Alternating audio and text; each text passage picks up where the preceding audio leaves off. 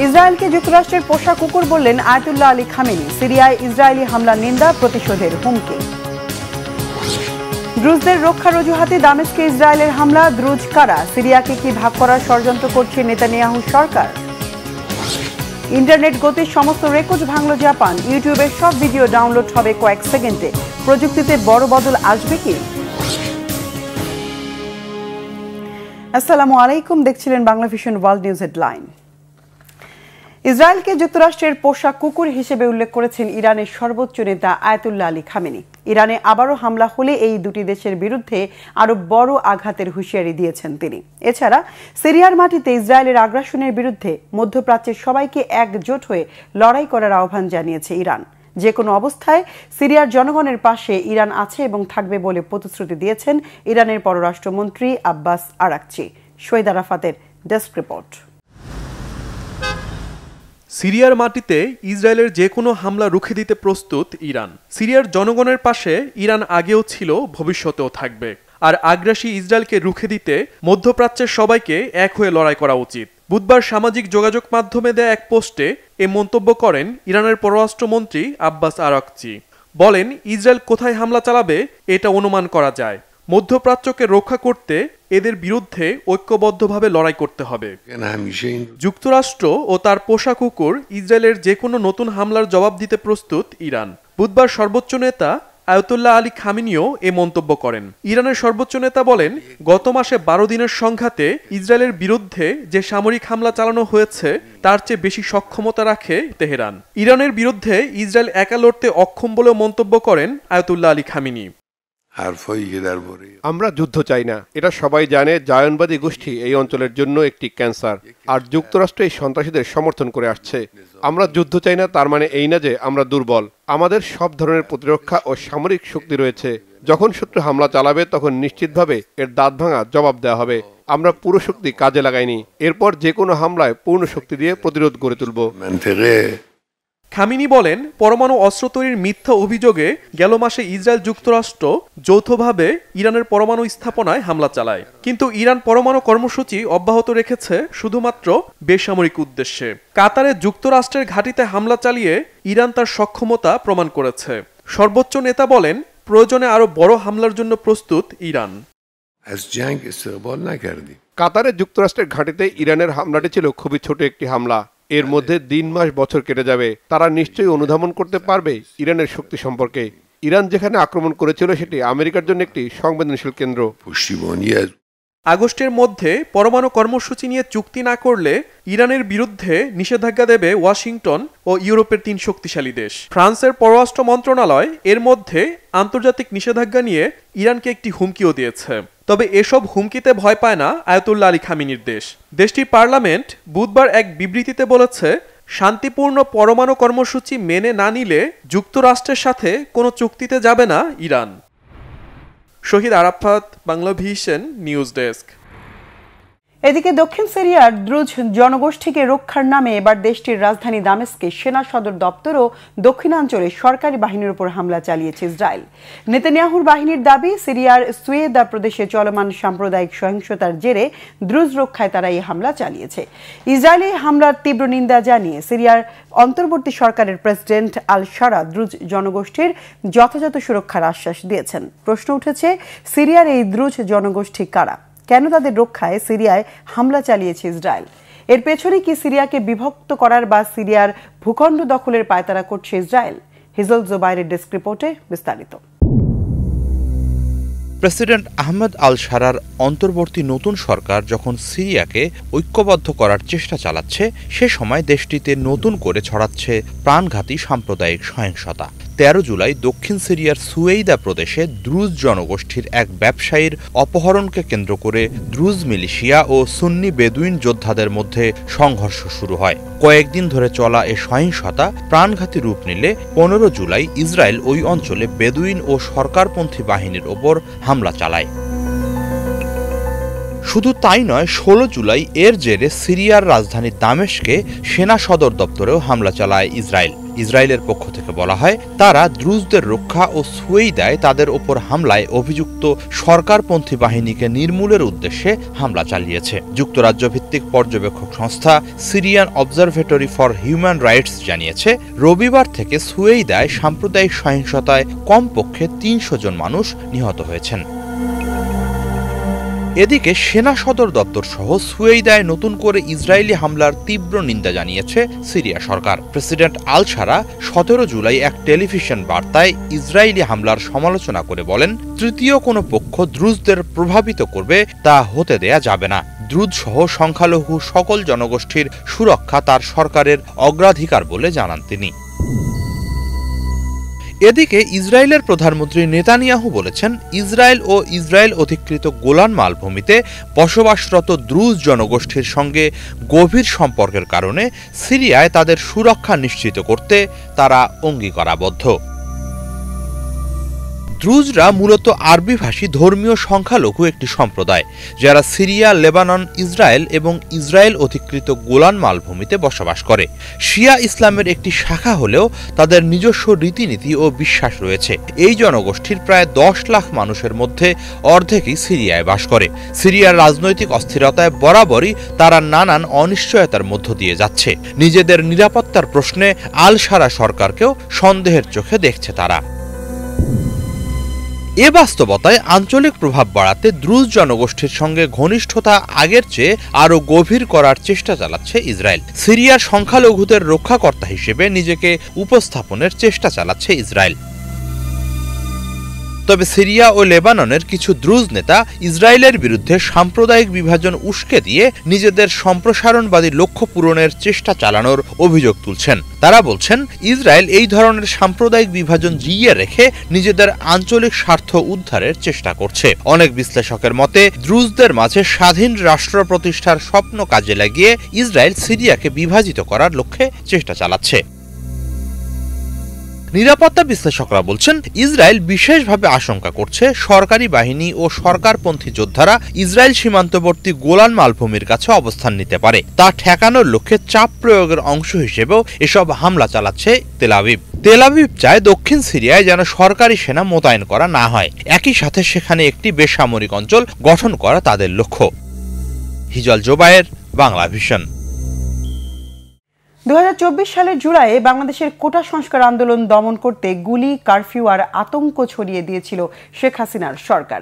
বিক্ষোভকারী হতাহতের পর বিশ্বজুড়ে প্রতিবাদ বিক্ষোভ রিপোর্ট করে রয়টার্স, বিবিসি, আল জাজিরা। কিন্তু ভারতীয় মিডিয়া পুরোপুরি নীরব। বরং মোদি ঘনিষ্ঠ সংবাদ মাধ্যমগুলো এই গণ আন্দোলনকে উগ্রপন্থী ষড়যন্ত্র বলে চালাতে চায়। ভারতের বন্ধু সরকার হাসিনার স্বার্থেই সত্যকে চাপা দিয়েছে তারা। বাংলাদেশের ছাত্রদের রক্ত যখন রাজপথে, তখন মোদি মিডিয়া দাঁড়ায় খুনি সরকারের পাশে। হাফিজুল ইসলামের ডেস্ক রিপোর্টে বিস্তারিত। ২০২৪ জুলাই কোটা বিরোধী আন্দোলন ঘিরে নজিরবিহীন বিক্ষোভ ও প্রতিবাদে অগ্নিগর্ভ গোটা বাংলাদেশ। স্বৈরাচারের বিরুদ্ধে ছাত্র জনতার জাগরণ রুখতে জারি করা হয় কারফিউ, দেয়া হয় দেখামাত্রই গুলির নির্দেশ। আন্দোলন দমনে তৎকালীন সরকারের সমর্থনে চালানো গণহত্যার খবরে বিশ্বজুড়ে ওঠে প্রতিক্রিয়ার ঝড়। Reuters, BBC, CNN, New York Times, Al Jazeera সহ আন্তর্জাতিক গণমাধ্যমে উঠে আসে রক্তাক্ত রাজপথের চিত্র। একই সময়ে ভারতের মূলধারার মিডিয়ায় সেই খবরের কোনো অস্তিত্বই ছিল না। জুলাই গণ অভ্যুত্থানকে উগ্র ইসলামপন্থীদের আন্দোলন বলে প্রমাণ করতে চেয়েছে বিজেপি সমর্থিত বিভিন্ন মিডিয়া। শেখ হাসিনার আদেশে রক্ত ঝরানো সহিংসতাকে বৈধতা দিতেই কি মিথ্যা তথ্য ছড়িয়েছে মোদিপন্থী গণমাধ্যম? দেশের শাসন ক্ষমতায় আওয়ামী লীগ না থাকলে ভয়ানক বিপদে পড়বে বাংলাদেশের হিন্দু জনগোষ্ঠী ও সংখ্যালঘু জনগণ, এমন কুযুক্তি প্রমাণ করতে উঠে পড়ে লেগেছিল ভারতীয় মিডিয়া। আওয়ামী লীগকে হিন্দু জনগোষ্ঠীর ত্রাণকর্তা হিসেবেও দেখাতে চেয়েছে তারা। ছাত্র জনতার রক্তের দায় নিয়ে গদি আঁকড়ে থাকা শেখ হাসিনার পক্ষ নিয়েছিলেন প্রধানমন্ত্রী নরেন্দ্র মোদী ও তার দল বিজেপি। আর সেই সরকারি সুরেই গলা মিলিয়েছে ভারতের গণমাধ্যম। জুলাই আন্দোলন তীব্র আকার ধারণ করলেও ফেক নিউজের ছড়াছড়ি, বিভ্রান্তিকর তথ্য ও ভুল ব্যাখ্যা প্রচার করে স্বৈরাচার হাসিনাকেই সমর্থন দিয়েছে মোদি সমর্থক মিডিয়া। তবে পরিমাণে স্বল্প হলেও সঠিক তথ্য প্রচারের চেষ্টাও করেছে অনেক ভারতীয় গণমাধ্যম। ভারতের আঞ্চলিক রাজনীতিতে মূল্যবান এক বাজির ঘোড়া ছিলেন সাবেক প্রধানমন্ত্রী শেখ হাসিনা। গত ৫০ বছর ধরে তার উপর বেহিসাবি বিনিয়োগ করে গেছে নয়াদিল্লি। একটানা ১৬ বছর ক্ষমতায় থেকে স্বৈরাচার হয়ে ওঠা হাসিনা হয়তো ধারণা করেছিলেন ২০১২ থেকে ২০১৪ এর যুদ্ধাপরাধের বিচার নিয়ে আন্দোলন, ২০১৮ সালের কোটা বিরোধী আন্দোলন ও নিরাপদ সড়ক চাই আন্দোলনের মতো জুলাই আন্দোলনও সামলে নিতে পারবে আওয়ামী লীগ সরকার। কিন্তু হাসিনার মসনদ বাঁচাতে শেষ পর্যন্ত কাজে আসেনি ভারত ও মোদি প্রশাসনের নেয়া পরোক্ষ কোনো পদক্ষেপ। ২০২৪ সালের ৫ই আগস্ট তীব্র আন্দোলনের মুখে গণহত্যার দায় মাথায় নিয়ে বাংলাদেশ ছাড়তে বাধ্য হন শেখ হাসিনা। ভারত সরকারের জিম্মায় থাকলেও তার বিরুদ্ধে গ্রেফতারি পরোয়ানা জারি করে আন্তর্জাতিক ট্রাইব্যুনাল। হাসিনাকে ফেরাতে অন্তর্বর্তী সরকারের তরফ থেকে বিভিন্ন সময়ে নেওয়া হয়েছে নানা পদক্ষেপ। জাতিসংঘের তদন্ত প্রতিবেদন থেকে জানা গেছে জুলাইয়ে হত্যাযজ্ঞ চালানো হয় খোদ হাসিনার নির্দেশে। চরম কূটনৈতিক টানাপোড়েনের পরেও পুরনো মিত্রকে হাতছাড়া করতে রাজি নয় ভারত সরকার। হাসিনার জন্য মোদি প্রশাসনের এমন পক্ষপাতের ফলে ঢাকার সঙ্গে বাড়ছে দিল্লির বৈরিতা। মাথার উপর স্বৈরাচার ও খুনি তকমা নিয়ে বর্তমানে ভারতে বসবাস করছেন সাবেক প্রধানমন্ত্রী শেখ হাসিনা। তার পেছনে মোদি সরকারের পূর্ণ সমর্থন থাকলেও দেশীয় রাজনীতিতে হাসিনার ফেরত আসা প্রায় অসম্ভব বলে মনে করেন বিশ্লেষকেরা। আওয়ামী লীগের পতনের মধ্য দিয়ে দেশে ব্যাপক হারে হ্রাস পেয়েছে ভারতের প্রভাব। বন্ধুপ্রতিম প্রতিবেশী হিসেবে বরাবরই ঢাকার পাশে থাকার কথা বলে আসছে নয়াদিল্লি। কিন্তু গণহত্যার দায়ে অভিযুক্ত একজন আসামিকে রাষ্ট্রীয় অতিথি হিসেবে নিজেদের আশ্রয়ে রেখে বাংলাদেশের সঙ্গে বন্ধুত্ব ভঙ্গের বার্তাই যেন দিচ্ছে মোদি প্রশাসন। ফলে দুই দেশের সম্পর্ক অচিরেই স্বাভাবিক হবে কিনা সেটা নিয়ে থাকছে ঘোর অনিশ্চয়তা। হাফিজুল ইসলাম, বাংলা ভিশন। বিশ্বের ইন্টারনেট গতির সব রেকর্ড ভাঙল জাপান। সম্প্রতি দেশটি ১.০২ পেটাবাইট পার সেকেন্ড গতিতে ডেটা ট্রান্সফার করতে সক্ষম হয়েছে। দাবি করা হচ্ছে এই গতিতে ইউটিউবে থাকা সব ভিডিও ডাউনলোড করতে সময় লাগবে ১ মিনিটেরও কম। বিশ্লেষকরা বলছেন এমন গতির ইন্টারনেট বদলে দিতে পারে বিশ্বের তথ্য প্রযুক্তির চিত্র। ডেস্ক রিপোর্টে আরও জানাচ্ছেন ইমরান মাহমুদ। ইন্টারনেট গতির সব রেকর্ড ভেঙে দিল জাপান। বিশ্বের সবচেয়ে গতিশীল ইন্টারনেট আনলো দেশটি। এর স্পিড এতটাই বেশি যে নেটফ্লিক্সে থাকা সব কন্টেন্ট অথবা ইউটিউবে থাকা সব ভিডিও ডাউনলোড করতে সময় লাগবে মাত্র কয়েক সেকেন্ড। সম্প্রতি জাপানের national institute of information and communication technology বা NICT এমনই এক প্রযুক্তি আবিষ্কার করেছে, যাকে বলা হচ্ছে পৃথিবীর সর্বোচ্চ গতি ইন্টারনেট। লাইফ সায়েন্সের একটি প্রতিবেদন মতে NICTর প্রাথমিক পরীক্ষায় ১.০২ পেটাবাইট পার সেকেন্ড বা PBPS গতিতে ডেটা স্থানান্তর করা সম্ভব হয়েছে। তুলনার জন্য বলা যায় যুক্তরাষ্ট্রের গড় ব্রডব্যান্ড গতি মাত্র ৮৩ মেগাবাইট পার সেকেন্ড। সেখানে জাপানের এই নতুন প্রযুক্তি যুক্তরাষ্ট্রের তুলনায় ৪০ লাখ গুণ বেশি দ্রুত। আর ভারতের গড় ইন্টারনেট গতি যেখানে ২০ MBPS, তার চেয়ে এটি প্রায় ১,৬০,০০,০০০ গুণ বেশি দ্রুত। এই পরিমাণ গতি আসলে কতটা দ্রুত তা বোঝাতে গেলে বলা যায় নেটফ্লিক্সের সম্পূর্ণ ভিডিও লাইব্রেরি এই ইন্টারনেট দিয়ে ডাউনলোড করা যাবে মাত্র ৩ থেকে ৫ সেকেন্ডে, যার পরিমাণ ১০,০০০ টেরাবাইটেরও বেশি। ইউটিউবে প্রতিদিন প্রায় ৭,২০,০০০ ঘন্টা পরিমাণে ভিডিও আপলোড হয়। এখন পর্যন্ত প্ল্যাটফর্মটিতে প্রায় ৮০ বছরের সমপরিমাণ ভিডিও কন্টেন্ট রয়েছে, আর এইসব ডাউনলোড করা যাবে মাত্র ১ মিনিটেরও কম সময়ে। হিন্দুস্তান টাইমসের একটি প্রতিবেদনে বলা হচ্ছে এই গতি অর্জনের পেছনে রয়েছে বিশেষ ধরনের ৪ কোর অপটিক্যাল ফাইবার প্রযুক্তি, যেখানে একটি কেবলই ৪টি আলাদা চ্যানেলের মাধ্যমে আলোর সিগন্যাল পাঠানো হয়। সবচেয়ে চমকপ্রদ বিষয় হলো এতে কোনো অতি ব্যয়বহুল বা বিশেষ কাঁচামালের প্রয়োজন হয়নি। বিজ্ঞানীরা প্রচলিত স্ট্যান্ডার্ড ফাইবার কেবল ব্যবহারের মাধ্যমেই এই গতি অর্জন করেছেন। বর্তমানে যেসব ইন্টারনেট কেবল বা ফাইবার ব্যবহার করা হচ্ছে তার সঙ্গে এই নতুন প্রযুক্তির অনেকটাই সামঞ্জস্য রয়েছে। ফলে ভবিষ্যতে এটি বিশ্বের বিভিন্ন দেশে সহজেই প্রয়োগ করা সম্ভব হবে।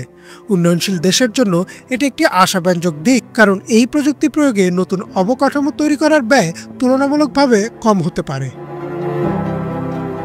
এই রেকর্ড গতি এখনও গবেষণাগারে পরীক্ষাধীন, তবে বিজ্ঞানীরা বলছেন আগামী দশকের মধ্যেই এটি বাণিজ্যিকভাবে ব্যবহারযোগ্য হয়ে উঠতে পারে। বিশেষ করে AI, cloud gaming, remote medical service, 8K video streaming ও ভার্চুয়াল রিয়েলিটি প্রযুক্তিতে এই ইন্টারনেট গতি এক বৈপ্লবিক পরিবর্তন নিয়ে আসবে। ধরা যাক কেউ একটি ভার্চুয়াল রিয়েলিটি গেম খেলতে চাচ্ছে যার ফাইল সাইজ 200 GB। আমাদের দেশের বর্তমান গড় ইন্টারনেট গতি অনুযায়ী এটি ডাউনলোড হতে সময় লাগবে কয়েক ঘন্টা, কিন্তু জাপানের নতুন প্রযুক্তিতে এটি সম্ভব কয়েক সেকেন্ডেই। প্রযুক্তি বিশেষজ্ঞরা বলছেন শুধু ব্যক্তি পর্যায়ে নয়, এই গতি জাতীয় নিরাপত্তা, মহাকাশ গবেষণা, প্রতিরক্ষা এবং জলবায়ু গবেষণার মতো গুরুত্বপূর্ণ খাতেও বিপ্লব ঘটাবে। ডেটা স্থানান্তরের সময় ও ব্যয় কমে আসবে এবং বড় বড় সমস্যার সমাধান তাৎক্ষণিকভাবে করা যাবে। জাপান যা করেছে তা শুধু একটি প্রযুক্তিগত রেকর্ড নয়, বরং এটি মানবজাতির তথ্য প্রযুক্তি যুগের এক নতুন দিগন্ত। হয়তো খুব শিগগিরই লোডিং শব্দটি আমাদের স্মৃতির পাতায় ঠাঁই নেবে, কারণ আমাদের ইন্টারনেট তখন আলোর গতিতে ছুটবে। ইমরান মাহমুদ, বাংলা ভিশন। গাজা ইসরায়েলি বর্বরতা চলছে। গাজা উপত্যকায় ইসরায়েলের সাম্প্রতিক হামলায় গেল 24 ঘন্টায় প্রাণ হারিয়েছেন অন্তত 93 জন ফিলিস্তিনি। এদিকে গাজায় যুদ্ধবিরতি নিয়ে আলোচনা ভালোভাবে এগোচ্ছে বলে জানিয়েছেন মার্কিন প্রেসিডেন্ট ডোনাল্ড ট্রাম্প। কাতারের প্রধানমন্ত্রীর সঙ্গে বৈঠকের আগে তিনি এই কথা জানান। বিস্তারিত ডেস্ক রিপোর্টে। যুদ্ধ মানেই এক অশেষ যন্ত্রণা, এক অবর্ণনীয় বিষাদ। গাজা উপত্যকায় ইসরায়েলি বাহিনীর নির্বিচারে চালানো হামলা যেন থামছেই না। রাত নেমে যখন শহরের মানুষ একটু স্বস্তির ঘুমে চোখ বুজেছিল, ঠিক তখনই দের আল বালা শহরের একটি স্কুলে নেমে আসে বোমার করাল থাবা। শান্ত ঘুম ভেঙে যায় চিৎকার আর কান্নার শব্দে। আল জাজিরার তথ্য অনুযায়ী এই হামলায় এখন পর্যন্ত 4 জন নিহত হয়েছেন বলে নিশ্চিত হওয়া গেছে। 2023 সালের 7 অক্টোবর থেকে চলমান ইসরায়েলি হামলায় গাজায় প্রাণহানির সংখ্যা ভয়াবহভাবে বৃদ্ধি পেয়ে পৌঁছেছে 58,573 জনে। এই সময়ের ভেতর আহত হয়েছেন অন্তত 1,39,607 জন মানুষ। নিহতদের তালিকায় রয়েছে প্রায় 953 জন নিষ্পাপ শিশু, যাদের বয়স 1 বছরও হয়নি। এদিকে বহু মানুষ এখনও ভয়াবহ মানবিক সংকটের মুখোমুখি রয়েছে। গাজা উপত্যকার পশ্চিম গাজা এলাকায় সমবেত মানুষের উপর বোমা বর্ষণ করেছে ইসরায়েলি বাহিনী। গত 24 ঘন্টায় গাজায় ইসরায়েলের হামলায় প্রাণ হারিয়েছেন অন্তত 73 জন ফিলিস্তিনি। হতাহতদের ভেতর প্রায় 30 জন খাদ্য সহায়তার অপেক্ষায় ছিলেন, যারা বেঁচে থাকার ক্ষীণ আশায় মানবিক ত্রাণের লাইনে দাঁড়িয়েছিলেন। ক্ষুধার যুদ্ধের মাঝখানে থেমে গেছে অনেকগুলো প্রাণ। এদিকে পশ্চিম তীরে অবস্থিত অবৈধ ইসরায়েলি বসতিগুলোর সঙ্গে বাণিজ্য বন্ধ করার পরিকল্পনা সংক্রান্ত আয়ারল্যান্ডের একটি নতুন আইনের বিরুদ্ধে তীব্র বিরোধিতা জানিয়েছেন যুক্তরাষ্ট্রের কিছু কংগ্রেসম্যান। প্রধানত রিপাবলিকান আইন প্রণেতারা এই পদক্ষেপকে আপত্তিকর বলে মনে করছেন। তারা মনে করেন এটি অঞ্চলের অর্থনৈতিক ও রাজনৈতিক জটিলতাকে আরও বাড়িয়ে তুলতে পারে, ফলে আয়ারল্যান্ডের এই উদ্যোগে তারা বাধা দেওয়ার চেষ্টা করছেন। রিপাবলিকান সেনেটর লিন্ডসে গ্রাহাম এই বিলের বিরুদ্ধে একটি সমন্বিত প্রচারণার অংশ হিসেবে এক্সে একটি পোস্ট দিয়েছেন। তিনি আশা প্রকাশ করেন আয়ারল্যান্ড ইসরায়েলকে অর্থনৈতিকভাবে বিচ্ছিন্ন করার উদ্যোগটি পুনর্বিবেচনা করবে। পাশাপাশি তিনি উল্লেখ করেছেন তার বিশ্বাস এই ধরনের প্রচেষ্টা যুক্তরাষ্ট্রে জনপ্রিয়তা পাবে না। এগুলোর ভেতরে এবার গাজায় যুদ্ধবিরতি নিয়ে আলোচনা ভালোভাবে এগোচ্ছে এবং শীঘ্রই ভালো খবর পাওয়া যেতে পারে বলে জানিয়েছেন মার্কিন প্রেসিডেন্ট ডোনাল্ড ট্রাম্প। ট্রাম্প তার মধ্যপ্রাচ্য বিষয়ক দূত স্টিভ উইটকফকে ধন্যবাদ জানিয়ে মন্তব্য করেন, গাজায় যুদ্ধবিরতির আলোচনা ইতিবাচক দিকে অগ্রসর হচ্ছে। এদিকে 16 জুন কাতারের প্রধানমন্ত্রী শেখ মোহাম্মদ বিন আব্দুল রহমান বিন জসিম আল থানির সঙ্গে একটি বৈঠকের আগে তিনি এই কথা জানান। হোয়াইট হাউসে একটি বিল স্বাক্ষর অনুষ্ঠানে ট্রাম্প বলেন, গাজা সম্পর্কিত কিছু ইতিবাচক সংবাদ আছে এবং আরও কিছু বিষয়ে ভালো খবর আসছে। ইফাত জাহান, বাংলা ভিশন। দর্শক, এ ছিল আজকের মতো। সাথে থাকায় ধন্যবাদ।